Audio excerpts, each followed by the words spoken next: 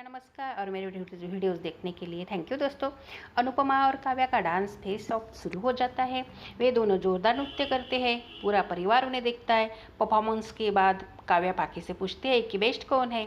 अनु का कहना है कि वो हार गई है और काव्या जीत गई है। बा कहती है कि पाखी नृत्य के बारे में क्या जानती है, लेकिन अनु सबसे अच्छी माँ है क्योंकि केवल एक माँ ही जीत के बाद हार स्वीकार कर सकती है।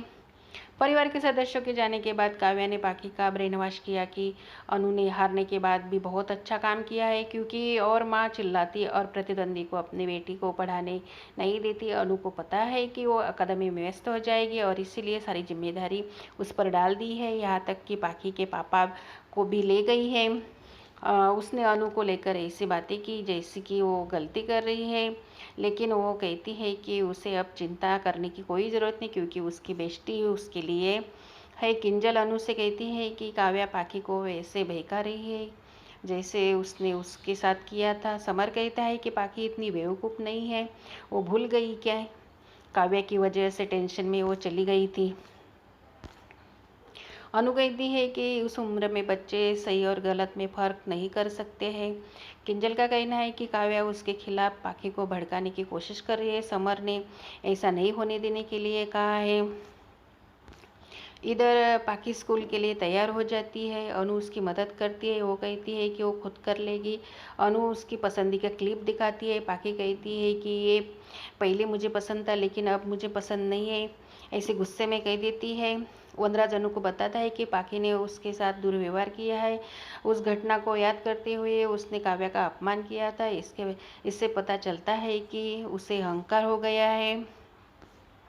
अनु उससे पाखी की वजह से उसके घर के हिस्से में आने के लिए माफ़ी मांगती है।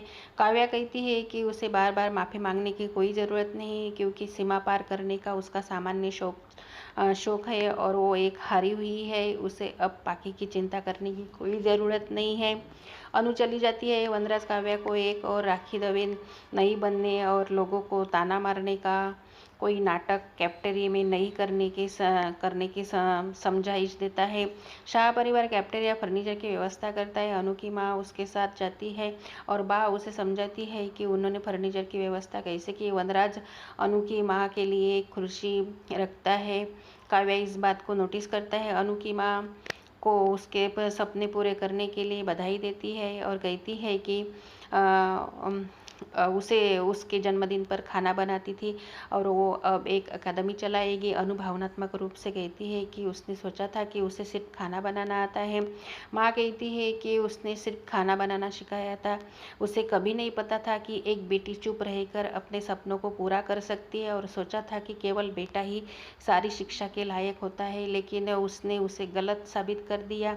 वो अनु से अपनी गलत सोच के लिए माफ़ी मांगती है।